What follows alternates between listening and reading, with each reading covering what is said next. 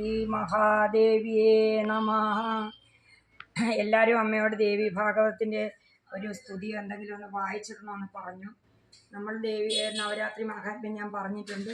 ശ്രീചക്ര പൂജയുണ്ട്, ദേവി മഹാത്മ്യ പാരായണമുണ്ട്, ദേവി ഭാഗവത പാരായണമുണ്ട്, പിന്നെ ക്ഷേത്ര തുല്യമായ പൂജകളെല്ലാം ഉണ്ട്, ഹവനങ്ങളുണ്ട്, ലഘുചണ്ഡികാ ഹവനം, ഹവനം, നവാക്ഷി ഹവനമൊക്കെ ഉണ്ട്. പക്ഷേ അതിനൊക്കെ ഉപരിയാണ് ഈ ദേവി ഭാഗവതത്തിൻ്റെ, അതായത് വ്യാസൻ 18 പുരാണങ്ങളിൽ എഴുതിയിട്ട് ശ്രീകൃഷ്ണഭാഗവതം കഴിഞ്ഞിട്ട് ഇത് എഴുതിയെന്നാണ് പറയുന്നത്. അപ്പോൾ 18ാമത്തെ പുരാണമാണ്. അപ്പോൾ ഇതിനെ ജയിക്കാനൊന്നുമില്ല. ബന്ധനങ്ങൾ നീക്കും, എല്ലാം നീക്കും. പിന്നെ സർവൈശ്വര്യം തരും, സന്താന ഭാഗ്യം, ഇതൊക്കെ ഉണ്ട്. അത് ഞാൻ ആ മാഹാത്മ്യം പിന്നെ പറയാം.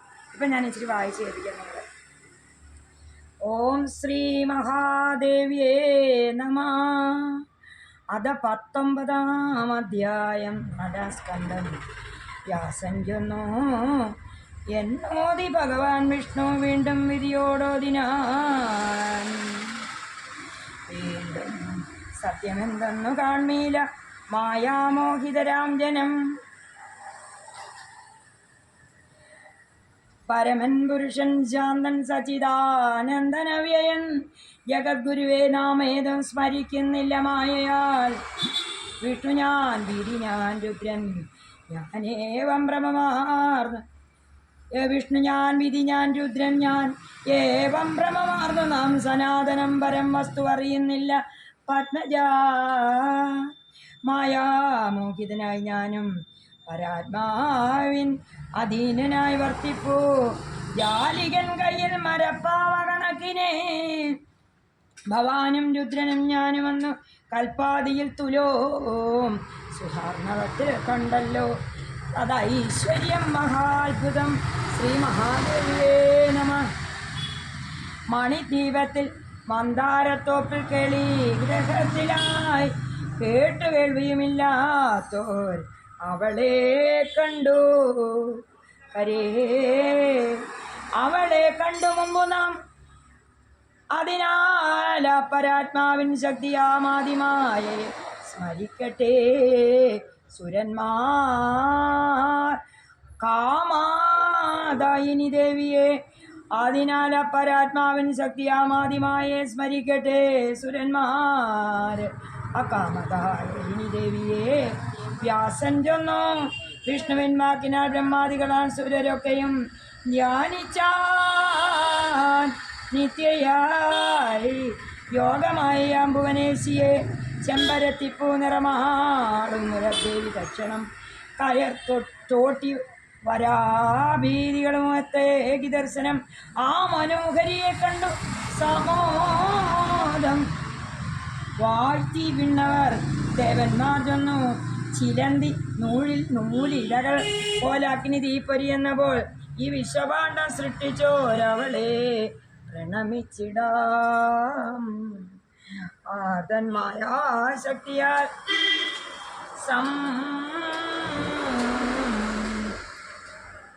സംഗുപ്തം ഈ വിശ്വമൊക്കെയും കാരുണ്യകടലം ലോകനാഥ ആ ചിത്തിനെ തൊഴാം.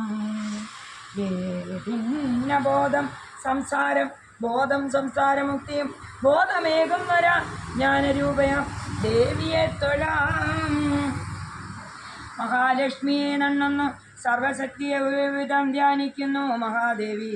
ഗുണഭേദത്തെ നമ്മളെ അമ്മേ തൊഴാം. ഭുവന ദുഃഖമറുക്കോളെ ചെയ്താലും ഈ തുണയണയ്ക്കുക മംഗളം നീ. ദേവീ ദേവാരിമാരെ നിഹനിച്ചു ഹരിക്ക ഭൂവിൻ ഭാരം. സുജനമംഗളമേകിയാലും വിണ്ണോരിൽ നിൻ കനിവിളാകിൽ അവർക്ക് പോരിൽ അമ്പം നയിക്കുവതിനും നഹി ശക്തിലേശം. നീയല്ലി യക്ഷവടി വാർന്ന് തൃണം ദഹിപ്പിക്കാനായി കതിച്ചതു കുദാശനോട് മുന്നം. കംസൻ ഖരൻ യവനകേശികൻ പൂതനാഖ്യ ബർഹദ്രഥൻ നരകസാല ബകാസുരന്മാർ ഒട്ടേറെ ഭൂപതികൾ വേറെയുണ്ട്. നീ ഭൂഭാരം ഹരിക്കുക അവരെ ഭുവി കൊന്നു തായേ. അവരെ കൊന്നതായേ. ഈ വിഷ്ണുവും അരനും ഇന്ദ്രനും ഏറ്റു തോൽക്കാതുള്ളോരു അങ്ങയുടെ സുന്ദരമാം മുഖത്തെ വീക്ഷിച്ചു കൊണ്ടടല് നീ കളിയായി തൊടുത്തൊരമ്പേറ്റുതൻ നിഗതരായി സുഖം മഹേശി. നിൻ ശക്തി തൻ തുണയടായിൽ അനങ്ങുവാനും ആവില്ലതൻ കരികരാദികളാം സുരർക്കും നിന്ധാരണാബലമിടായിൽ അനന്തനെയും പോരാത്തവൻ ഹരധരിപ്പതിന് ഇന്ദ്രൻ പാഗ്ദേവി വിട്ട വിധിന്റെ മകൈ വെടിഞ്ഞൊരീ വിഷ്ണു ഗിരിജ വിട്ടൊരു ശംഭുത്താനും സൃഷ്ടിസ്ഥിതി പ്രളയകാരണ ശക്തിയ ചോരദേവിമാരോട് എനിക്കിലോ സമർത്ഥർ. അരേ വിഷ്ണു, ഞാനും ഹരദ്രുഗിണരും കഴിവറ്റ കൂട്ട സൃഷ്ടിപ്പതിനും ആതുക്കേ മട്ടു ജഗത്പ്രഭുത്വം പാലിപ്പതിനു മതസംഹരണത്തിനും നീ നൂനം സമസ്ത ഭുവനേശ്വരിയായി വെല്ലൂ.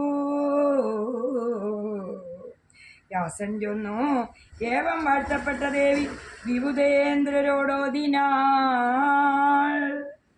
ഹരേ, കാര്യമെന്തൊന്നുരച്ചാലും ചെയ്വൻ ഞാൻ മടിയന്യേ.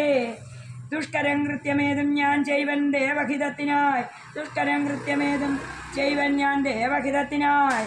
നിങ്ങൾക്കും പോവിനും ദുഃഖമെന്തോതുക സുരേന്ദ്രരെ. ദേവന്മാർ ചൊന്നു, ദുഷ്ടഭൂപാലതൻ ഭാരം പൊറാഞ്ഞ് ഇദ്ധര കിന്നയായി കണ്ണീരും വിറയുമ്പുണ്ട് സമീപിച്ചത് ഞങ്ങളെ. ഇവൾ തൻ ഭാരമൊന്നിങ്ങു തീർക്കണം ഭുവനേശ്വരി. സുരന്മാർക്കിഷ്ടമാം കാര്യം ഇത് ഇന്നു കമതേ. ഈ ഊക്കേറും മഹിഷാകാരം കൊണ്ട ദാനവീരനെ തായേ ഹനിച്ചു നീ ഓടിരയ്ക്കപ്പെടേയും പുരാ. ശുംഭനും പിന്നെ രക്തബീജനും അവിധം ചണ്ടമുന്നേത്രനും ദുസ്സകൻ ദുർമുഖൻ പിന്നെ കരാളൻ അതിവീര്യനും അങ്ങയാൽ കതരായി ദുഷ്ടദൈത്യന്മാരെണ്ണമെനിയേ. സുരവൈരികളാം ദുഷ്ടരൂപന്മാരെയും വിധം കൊന്ന് ഭൂദേവിതൻ ഭാരം ദുർവഹം കിട്ടീടണേ. അമ്മേ, വ്യാസൻ ചൊന്നു, അന്നേരം പുഞ്ചിരിച്ചുകൊണ്ട് അസിതാഭംഗിയാം ശിവ മേഘഗംഭീരമവണ്ണമേവം സുരരോടോദിനാൾ. ശ്രീദേവി ചൊന്നു, അംശാവതാരം ചെയ്തിട്ട് ഈ ദുഷ്ടന്മാരെ കനിച്ചുടൻ ഭാരം പോക്കാൻ ഓർത്തിരുന്നു മുമ്പേതാൻ ഞാൻ സുരേന്ദ്രരെ. ദൈത്യാംശരായി മന്ദതേജസ്സുകളാം മാഗധാതിരെ നൃപന്മാരെ എല്ലാം ഞാൻ ഖനിച്ചിടാം സ്വശക്തിയാൽ. എൻ ശക്തിയോടൊത്തു ചേർന്ന് നിങ്ങളും പോയി പിറക്കുവിൻ.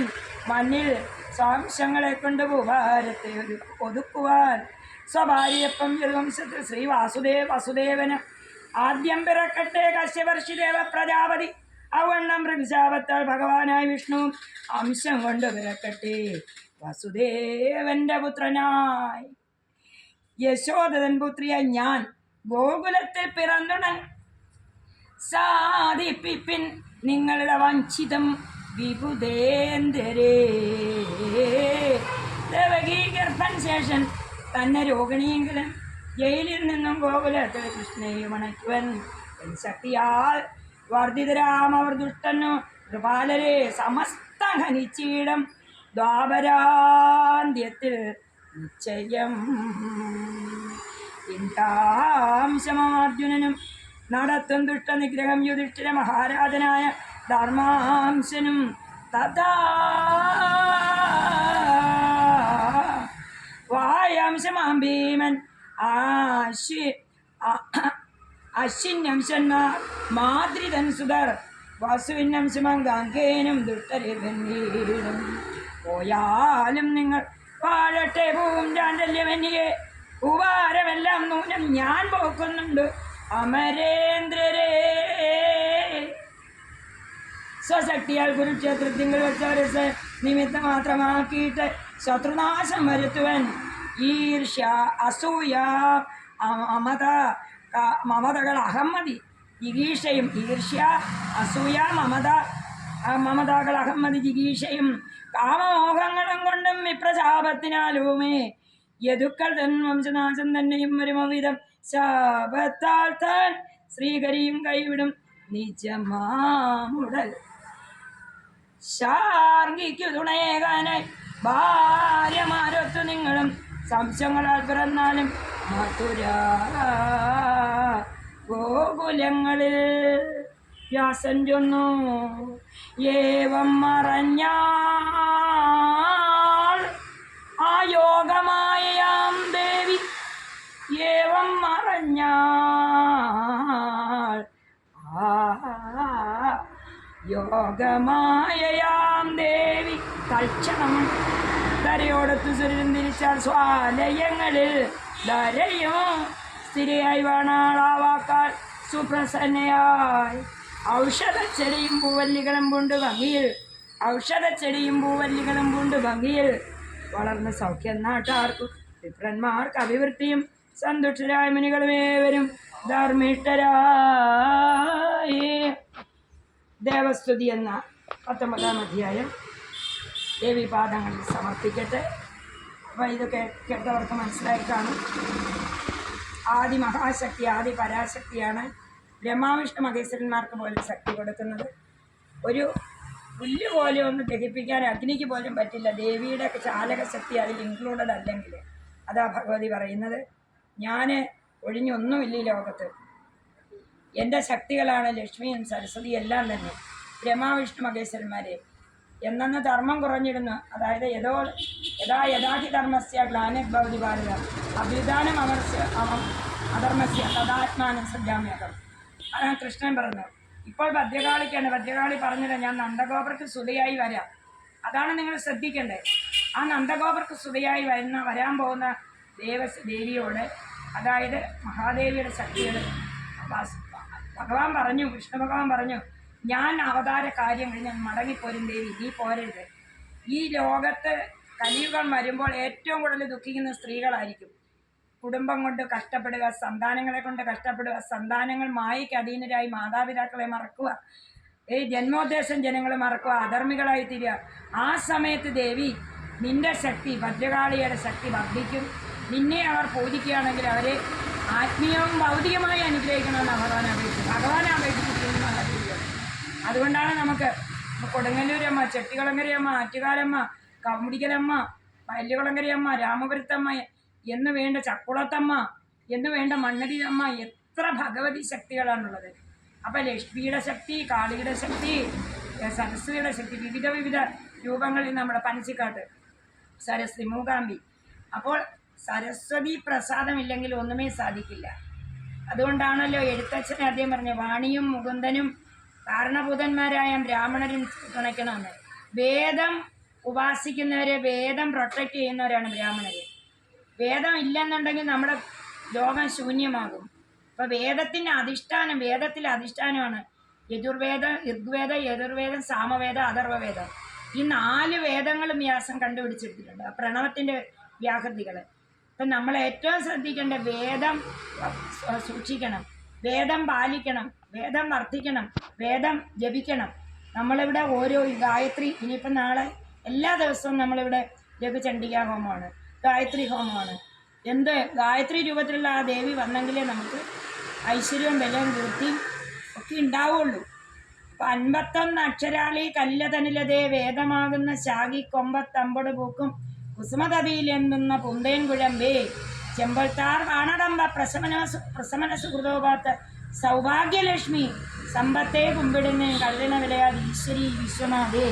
ഈ 51 അക്ഷരങ്ങൾ കൊണ്ടാണ് വ്യാപാരം ചെയ്യുന്നതും കർഷകൻ ജീവിക്കുന്നതും നമ്മൾ ഭരണാധികാരികൾ മന്ത്രിസ്ഥാനത്ത് പോകുന്നതും എല്ലാം വാക്കടാക്ഷമാണ്. ആ വാഗ്ദേവത പിണങ്ങിയാൽ ഒന്നും പിന്നെ കിട്ടില്ല. അപ്പോൾ ഈ നവരാത്രി കാലത്ത് ആ വാഗ്ദേവതയെ ഉപാസിക്കണം.